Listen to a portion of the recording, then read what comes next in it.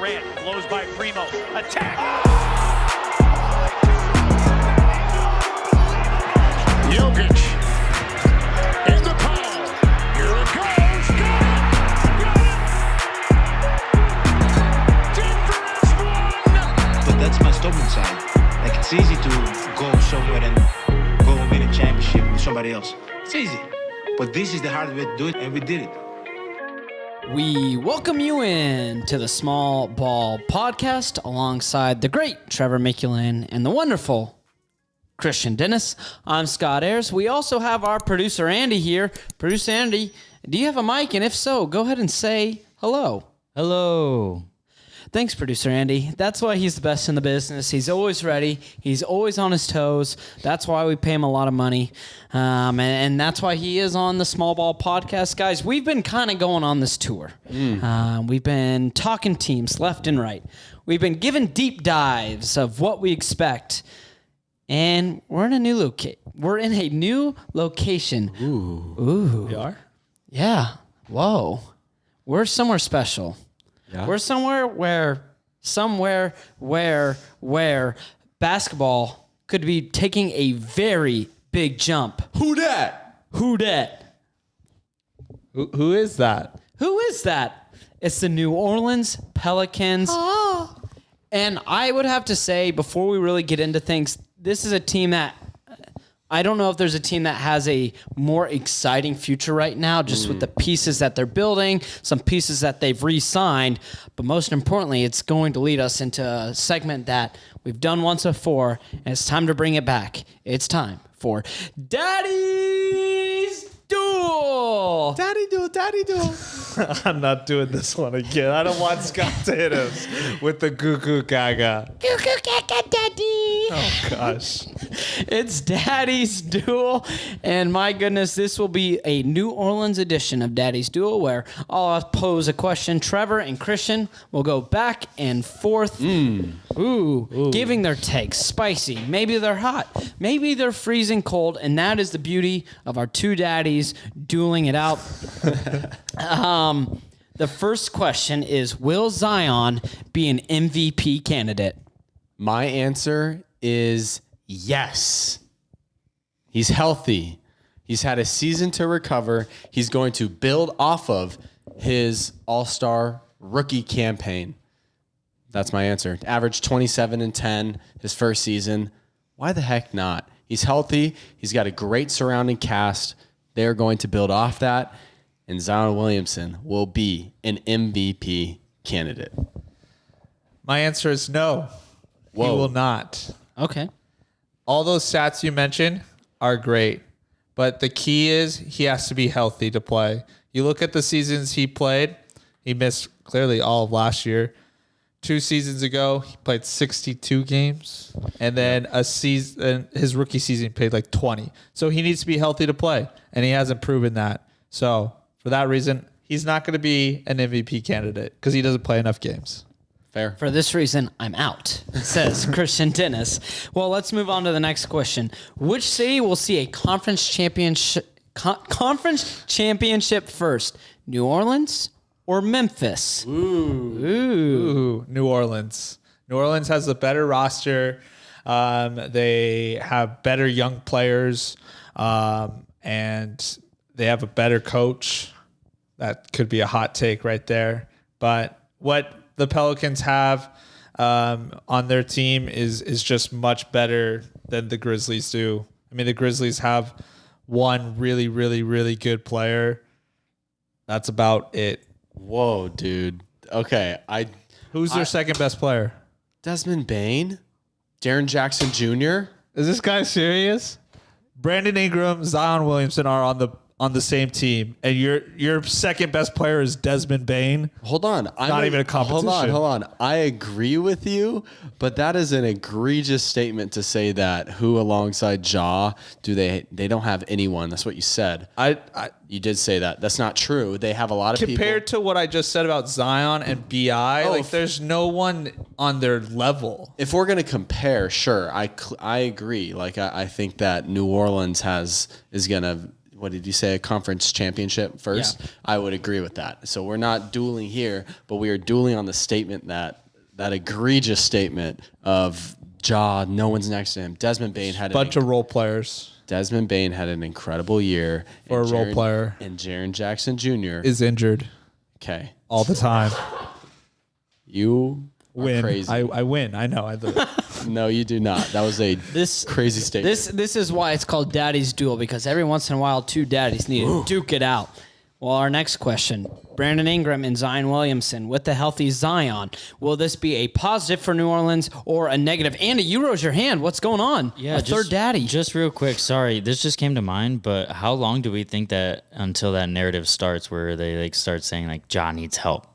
You know? How just real quick, how many more seasons? I think 2.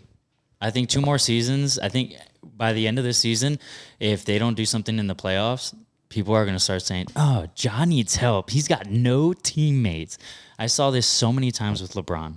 I think they already are doing that. I mean, they were in the talks for KD. They're in the talks for, a couple other guys this offseason.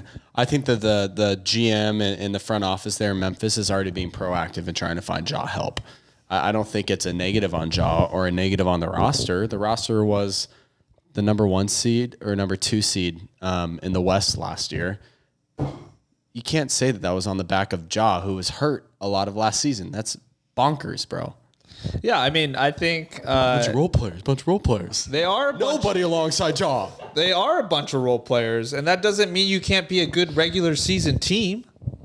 They didn't do anything in the playoffs. They beat the Timberwolves, which was expected, and then they lost to the Warriors. I mean, the Grizzlies roster is great for a trade scenario because of the fact that they have really good young role players. Right. And I think they'll make a good package, and I wouldn't be surprised if it happened at either the deadline or next summer. All right, let's bring it back to the Pels. Maybe get a good player like Will Barton. Let's move on.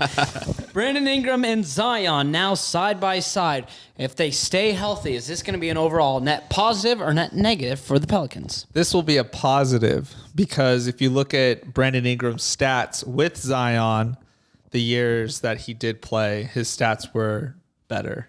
And the fact that BI can also rely on Zion Williamson as well as guys like CJ McCollum, it's going to be able to open up his offensive game a lot because it puts a lot of pressure on the defense to guard other players.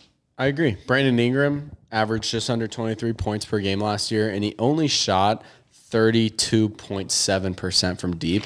With more focus on Zion, it's going to open up the floor, create more space for him, and just make his job easier. I think that if they're both healthy, it's a net positive for New Orleans. I think every daddy in the room is probably going to agree. The two together is going to be a positive. Finally, you hate to look in the rearview mirror, but sometimes you need to. The Anthony Davis trade. Will it be salvageable for New Orleans? What does New Orleans need to do in order to be able to look at that trade and see it as a win? I think already they're looking at it and the situation, the circumstance that was brought to them, their best player wanting to get out. Now they already have guys who, have filled the role of being the franchise guy, Brandon Ingram and company. I think that it was a net positive trade for them. For LA, you look at the trade, and obviously any fan's going to agree that it's a win for them because it brought them a ring. But if you look at the Pelicans, you have to feel good about where you're at as a franchise, building off of the tough circumstances with AD wanting out. I think you can't complain if you're a Pelicans fan, especially after a great series against the Suns last year. Something to build off of. Yeah, I definitely think that the Pelicans, if they didn't get the number 1 pick and got Zion, I would say that maybe it wasn't a successful trade for them because Lonzo Ball is already gone. Josh Hart, they traded away. Julius Randle, wasn't he a part of that or was he not? No? Okay. So those two guys are gone. They got like the 9th pick this year, which is Dyson Daniels. We don't know what he can be. So if you remove Zion from that team, I don't necessarily think that trade would have been so successful for them. But because they did get Zion with that trade, they just are in a much, much better position with that package that they got from the Lakers. So it's kind of like, I guess because they did get Zion, it is a positive trade for them. Great answers. And this concludes another segment that we call Daddy's Duel. Now let's get into New Orleans talk. Trevor, you briefly mentioned it, but last season, really a successful one. New Orleans started off the season. It was horrific. It was ugly.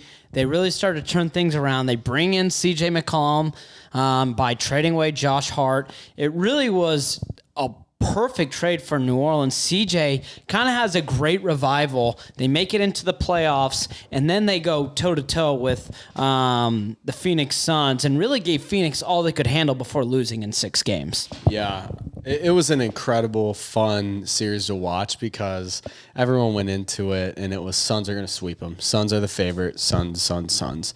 But New Orleans fought, and they pushed it to 6 games. No one really expected that. Really a ton of positives to build off of. CJ wasn't even there the whole year. Their leading scorer from the season, a guy that is going to come in this offseason, lead them not only on the court but off the court as a guy that's going to be a great locker room role model for these young players. And Brandon Ingram's going to learn how to lead from him, and Brandon Ingram's going to be elevated because Zion's coming back. And there's a lot of positivity here. We haven't even mentioned Jonas Valanciunas having an incredible season. He was awesome last season. Double machine. Yeah, dude. And you got to be feeling good if you're the Pelicans. What a fun season to build off of. I mean, Jose Alvarado. I was going to say the emergence of rookies, Herb Jones and Alvarado getting a lot of minutes in the playoffs and playing well. Yeah, no, definitely. I think, the Pelicans did a really good job of exposing the Suns. It kind of gave a blueprint of how to beat them. That's how Dallas ended up going on to beat them in the next round. And I feel like this season, from a Pelicans fan standpoint, this was like one of the best outcomes you could have gotten because you didn't expect the Pelicans to be in the position that they were in towards the end of the year after starting like 1-11. And the fact that they made a really competitive run towards the end and in the first round of playoffs, there was, some thought like, they might actually pull it off and beat the Suns. And as a fan, that's all you can hope for when you go into the playoffs. And I'm really, really excited to watch the Pelicans this year because, like you said, there's just so much that they can build on from last year. Second year under a new coach, you bring on a superstar type player in Zion. I mean, the sky is kind of the limit for the Pelicans this year. Yeah, and last season, Brandon Ingram, this player, people can look at him and they have their opinions. He played in LA, wasn't super great, left, played with LeBron for a season, and then got traded eventually. And people look at him and it's a name that, I don't know what he could be. In the playoffs last year, in the 2 wins that they had, the first win, he had 37 points. The second win that they had against the Suns, 30 points.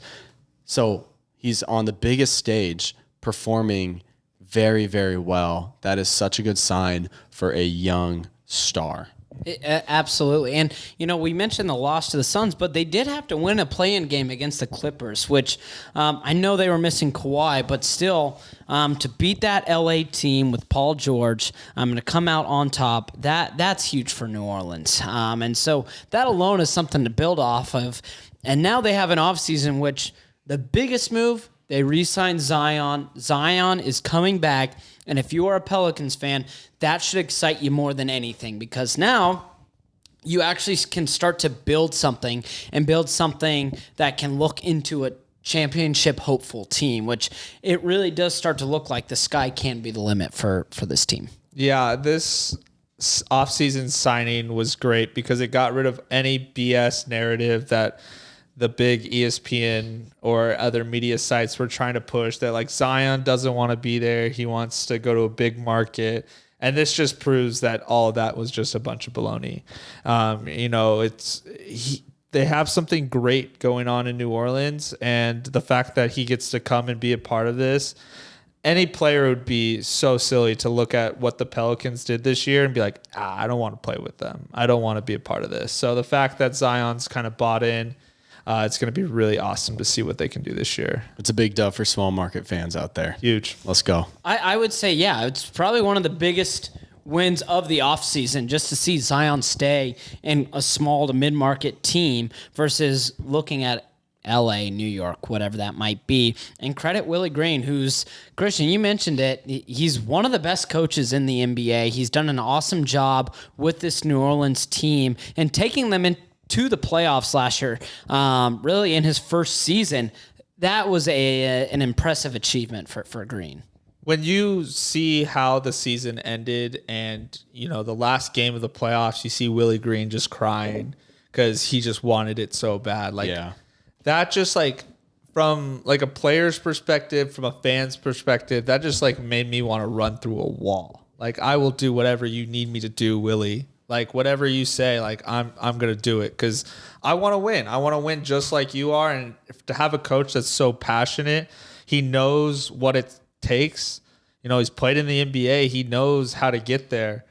And it's just that just showed his passion for the game. And that's just an awesome thing to have as a coach. I think to have coaches like that is very rare, and you need it for teams like New Orleans, or here's a random comparison, but Dan Campbell of the Lions, where it's a franchise that has had issues with success, but you bring in these people who have this passion and want to have these connections with players and that passion to actually win. It makes a huge difference because it shows that he actually believes in this team, he believes in his players, and he believes in the city, which is so sweet to see for New Orleans. Otherwise, though, in their offseason, they also drafted Dyson Daniels with the 8th pick out of the G League. Otherwise, though, they didn't really lose much. They lost Gary Clark, Tony Snell. Oh, no. They lost Tony Snell. He's a legend. Tony Snell. Someone quick, post the stats, the 0-0-0 game. So I would chalk this up as a really solid off-season, for New Orleans because you didn't lose anything. You kept all of your pieces. Your rookies now have actually a little experience underneath them. So this is an exciting time for New Orleans, so let's just jump right into the regular season predictions and what we expect from New Orleans. Trevor, I want to start with you because I know you are very, very high on this Pelicans team. Yeah, when I was watching that Suns-Pelicans series, I was saying some crazy things, guys, about this about this team this upcoming season. The Pelicans have one of the best rosters in the NBA. They have 10 or 11 guys that I think can crack the rotation on most teams at least. Their bottom guys can crack the rotation. And with that, you look at their main players. Jonas Valanciunas, Zion Williamson, CJ McCollum, Brandon Ingram. Those players are so good. And with that said, with Willie Green, with what they did this offseason, with these role players getting some playoff experience, even a guy like Larry Nance got some great playoff experience, played really well for them. These guys are all going to come into training camp with CJ leading them. I'm so high on this team. This is a hot take. The New Orleans Pelicans are going to be a top 2 team in the West. Wow. Whoa. It is a hot take. It's almost like following the blueprint of what we mentioned earlier, the Grizzlies. They kind of went from that 8 seed all the way and jumped to the 2 seed. I don't think they're going to be a top 2 team. I think they'll probably land more like a 4th seed. And I'm just basing that off of injuries. I think they'll run into that. And then just a little bit of, they're still young. So there's teams like Denver that I view that'll probably be higher than them.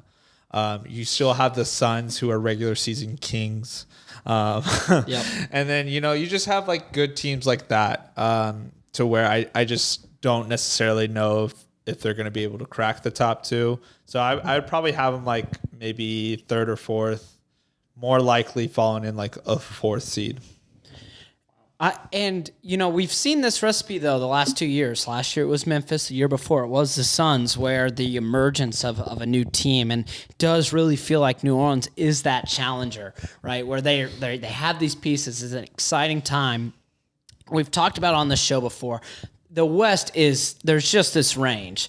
So I really see New Orleans, honestly, anywhere from first in the West to seventh in the West, which if you're listening, you're like, well, what the hell? Like that's a huge range. But you have to understand that there are just so many good teams in the West, and health is just going to play the biggest factor among everything. If they're able to stay healthy, they're going to be a high seed. But I think Zion will see some rest throughout the year. I honestly will go on the safe side and say probably 4 or 5 seed, but picking them top 2 in the West, that makes sense hearing that because of how much talent this team has. They're the team no one's talking about. No one's talking about this team right now. Yeah, no, and they should, because on paper, starting 5, it's probably a top 3, top 4 starting unit in the West. I don't know what that bench unit will do, and that's something we'll see once the season starts. Yeah, I mean, the Pelicans have 4 guys that I think would start on every single team in the NBA. And I don't think that's a crazy statement. So the fact that you have that in your rotation as your starting unit, that's going to take you pretty far, especially in the regular season. Definitely. Yeah. It just, what can they do in the postseason? That's a question. That's a question we can't answer yet. It's hard to know this far out how this team will mesh together, but it is an exciting time in New Orleans. Andy, you got anything for us on the Pelicans? Yeah, I'm just really hopeful that Zion has a great year. You know, he's been having a bunch of tough injuries, and the whole mediascape has just been crapping on him, but I'm just really hopeful. Oh, I cannot say enough. I am so Team Zion. How the media's talked about him, how Twitter talks about him.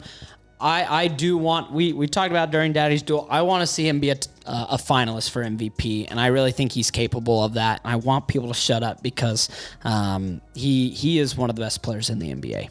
Zion, if you ever hear this, dude, we'd love to have you on the pod. Yeah, we love you, Zion. Please come on the pod. If not, can you send us a signed jersey or something? Whatever you feel like doing, we're cool with. Yeah, and just make it out to the Small Ball Podcast. Yeah. Okay, great. Well, I think that's the end of an episode here on the Small Ball Podcast. So for the great producer Andy, the wise defender of Zion, we have the defender and guardian of the Pelicans themselves, and of course, the man who leads the attack for all Pelicans.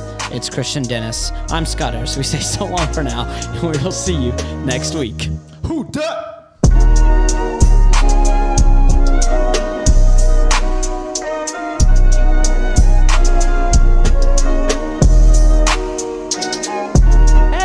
Great job. You made it to the end of the video. We thank you so much for watching us here on the Small Ball Podcast. We're the only channel covering small to mid-market teams. So please make sure you hit that subscribe button. Find us on Instagram at Small Ball Podcast. Thanks so much, guys.